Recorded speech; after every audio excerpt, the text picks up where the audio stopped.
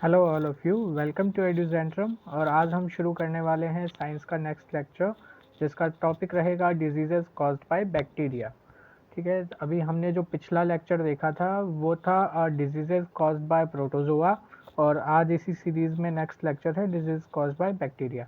तो बैक्टीरिया और प्रोटोजोआ दोनों अलग अलग होते हैं। अगर हम देखें तो कौन कौन सी डिजीज़ बैक्टीरिया के थ्रू होती है, तो उसको देखते हैं। सबसे पहली जो डिजीज़ है वो है टिटनेस। टिटनेस हम नॉर्मली देखते हैं कि जब किसी को लोहे से चोट लग जाती है या कुछ घाव खुला रहता है तो उसको एक टीका लगवाया जाता है, जिसको टिटनेस का टीका बोलते हैं। तो इसके पीछे रीज़न ये है कि देखिए, ये इसका जो अफेक्टेड ऑर्गन रहता है वो रहता है आपका nervous system. Nervous system human का वो सिस्टम है जिससे वो बेसिकली अपने सभी डिसीजंस और बॉडी कंट्रोल वगैरह रहता है। ठीक है, बैक्टीरिया कौन सा है? टिटनेस का टिटेनी से ध्यान रखो। ठीक है, क्लोस्ट्रीडियम टिटेनी। ठीक है, सिम्टम क्या है? आपको बहुत ज़्यादा हाई फीवर आ जाएगा, बॉडी में स्पाज्म बनेगा। ठीक है, आपकी जो जॉज है, मतलब जो मसूड़े हैं, वो आपस में दोनों चिपक जाएंगे और खुलेंगे नहीं। ठीक है, नेक्स्ट है कोलेरा। कोलेरा से का जो अफेक्टेड ऑर्गन रहता है वो रहता है इंटेस्टाइन, मतलब आपके पेट के अंदर। ठीक है, इसका जो बैक्टीरिया रहेगा वो है विब्रियो कोलेरी। ठीक है, और ये कंटिन्यूस स्टील और वॉमिटिंग, ठीक है, ये होता है। इसके बाद में टाइफाइड है। टाइफाइड भी इंटेस्टाइन को ही हार्म करता है। ठीक है, इसका जो बैक्टीरिया रहेगा वो रहेगा सैल्मोनेला टाइफी। ठीक है, सैल्मोनेला टाइफी। ठीक है, हाई फीवर और हेडेक इसके जो सिम्टम्स रहते हैं। इसके बाद में जो नेक्स्ट डिजीज़ है वो है ट्यूबरकुलोसिस, जिसको हम टीबी भी कहते हैं। ठीक है, ये लंग्स को अफेक्ट करता है। ठीक है, माइकोबैक्टीरियम ट्यूबरकुलोसिस जो है उसका बैक्टीरिया रहता है और इससे रिपीटेड कफ आते हैं। ठीक है, चलिए देखिए, अब शुरू से हम एक चीज़ देखते हैं कि कोलेरा, इसके बाद में टाइफाइड, ट्यूबरकुलोसिस, ठीक है, प्लेग, डिप्थीरिया। तो हम ये देखते हैं कि ये जितनी भी जो बीमारियां हैं ये सभी ह्यूमन के थ्रू फैल सकती है। ठीक है, एक बीमारी वो होती है जो ह्यूमन के थ्रू नहीं फैलती है एयर के अंदर, और कुछ बीमारियां ऐसी होती है जो फैलती है। तो ये उसी टाइप की है। ठीक है, नेक्स्ट जो है वो है डिप्थीरिया।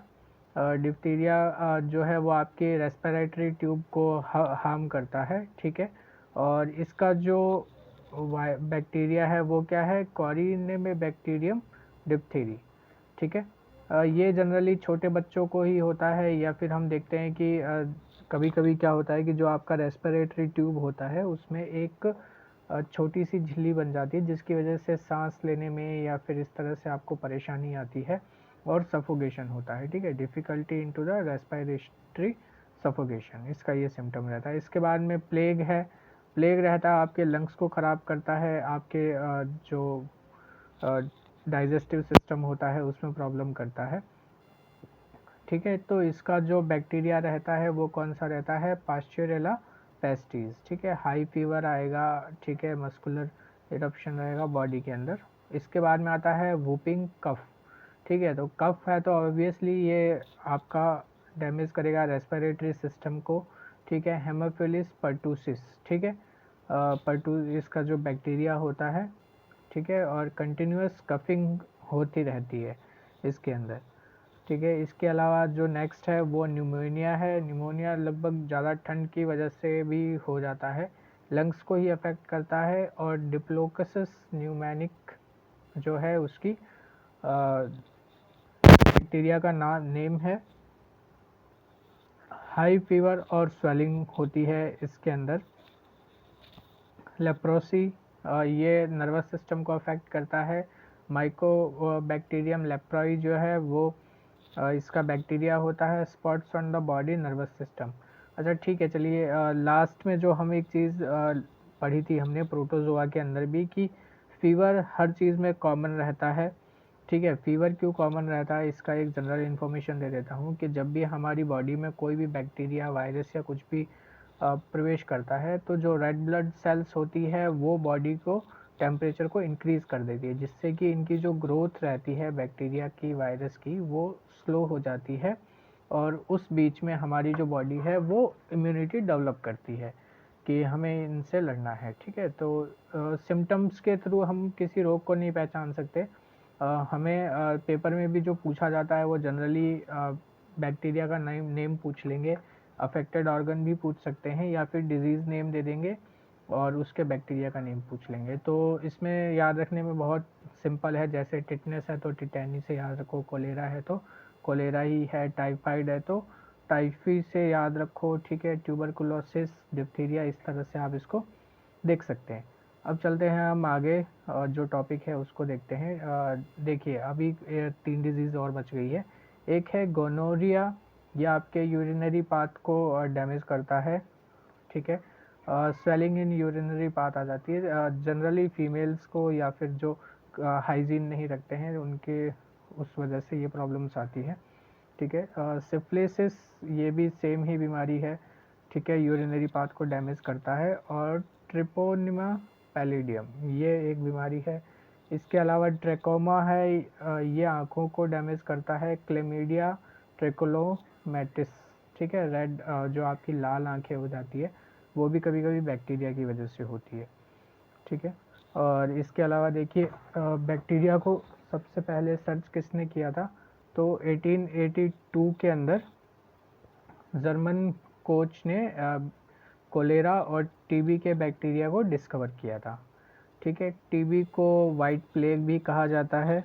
इसके अलावा बर्ड फ्लू एक बीमारी है जो ह्यूमन बीइंग को अफेक्ट करती है, और जनरली कहाँ से फैलती है, ये जो आपके पोल्ट्री फार्म्स होते हैं वहाँ से फैलती है, ठीक है। मतलब वहाँ पे क्लीनलीनेस नहीं होती है, हाइजीन नहीं होता है, जिसकी वजह से वहाँ पे बर्ड फ्लू जल्दी फैलता है, ठीक है। फिर इसके बाद में एंथ्रेक्स, ये एक बैक्टीरिया की वजह से होता है। एंथ्रेक्स जनरली एक रेयर डिजीज़ होती है। जो भी ये जानवर वगैरह होते हैं जैसे कैटल हो गया, तो ये लोग जब बाहर घास वगैरह चरते हैं तो उसके थ्रू एंथ्रेक्स इनकी बॉडी में आ जाता है, ठीक है। और ये शायद वर्ल्ड वॉर में भी यूज़ हुआ था। इसके अलावा वैक्सीन के बारे में, तो वैक्सीन का जनरली एक फॉर्म होता है कि कोई भी जो पैथोजन होता है उसका एक वीकेंड फॉर्म जो होता है उसको लैब के अंदर तैयार किया जाता है, और फिर उसके थ्रू वैक्सीन जनरेट की जाती है। जब वो वैक्सीन हमें लगाई जाती है तो हमारे जो वाइट ब्लड सेल्स होती है वो उस वीकेंड फॉर्म पैथोजन को किल करके और उसके खिलाफ इम्यूनिटी डेवलप कर लेती है। जनरली यही होता है। बाकी वैक्सीन्स डीएनए बेसिस पे भी आती है, आरएनए बेसिस पे भी आती है। अगर आपको इसके ऊपर एक अलग से लेक्चर चाहिए कि वैक्सीन के बीच में क्या डिफरेंस होता है, तो उसके ऊपर हम बना देंगे, आप कमेंट में टाइप कर दीजिएगा, ठीक है। इसके अलावा कुछ वैक्सीन जो जनरली हमें ध्यान रहनी चाहिए और जनरल अवेयरनेस में भी काफ़ी काम आती है, देखिए जैसे डीपीटी होती है, ठीक है। इसको डीपीटी क्यों कहते हैं, क्योंकि ये वैक्सीन 3 रोगों में काम आती है, डिप्थीरिया, पर्टूसिस एंड टिटनेस, ठीक है। इन तीनों में सेम ही आपको टीका लगता है, और जनरली जो बच्चे होते हैं अप टू 1 ईयर उनको लगवाया जाता है, ठीक है। टिटनेस का टीका तो आप कभी भी लगवा सकते हैं। जनरली डिप्थीरिया, पर्टूसिस का ये बच्चों को लगवाना बहुत ज़रूरी होता है, क्योंकि अभी मैंने आपको बताया कि डिप्थीरिया जो होता है वो रेस्पिरेटरी सिस्टम को डैमेज करता है, और बच्चे जो होते हैं वो वल्नरेबल होते हैं बिकॉज उनकी इम्यूनिटी बहुत वीक होती है, तो इसलिए उनको वैक्सीन लगवानी ज़रूरी रहती है। दूसरा है बीसीजी का टीका, ठीक है, बेसिलियस क्लेमेट एंड ग्यूरिन, ठीक है। 1 to 4 मंथ के जो बच्चे होते हैं उनको बीसीजी का टीका लगवाया जाता है। और इसके अलावा जो है ओपीवी, ओरल पोलियो वैक्सीन, तो 2 मंथ से लेके 6 साल तक के बच्चों को पोलियो का जो टीका है वो लगवाया जाता है। अच्छा, इस पोलियो से मुझे याद आता है कि WHO जो है वो पोलियो फ्री कंट्रीज़ की लिस्ट देता है। तो मुझे आप ये बताइए कि जो आपका साउथ एशिया कंटिनेंट है, इसके अंदर कौन कौन से कंट्रीज़ ऐसी है जो कि पोलियो फ्री हो चुकी है, और क्या इंडिया भी उनमें से एक है। और इसके अलावा जो है देखिए लुइस पास्चर के बारे में हम जानते हैं, उन्होंने वैक्सीन डिस्कवर की थी, किस तरह से की थी, पास्चराइजेशन ऑफ मिल्क से की थी। इसके अलावा रोटा वायरस वैक्सीन लगती है जो कि डायरिया से प्रोटेक्ट करने के लिए लगती है, ठीक है। हम कल जो टॉपिक करेंगे वो रहेगा डिजीजेस कॉज्ड बाय वायरस, और इसके अलावा फंगस के थ्रू जो डिजीज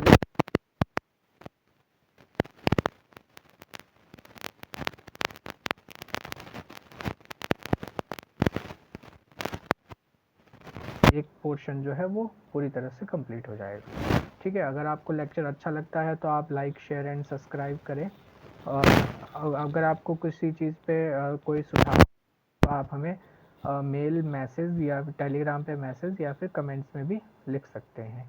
ठीक है, थैंक यू।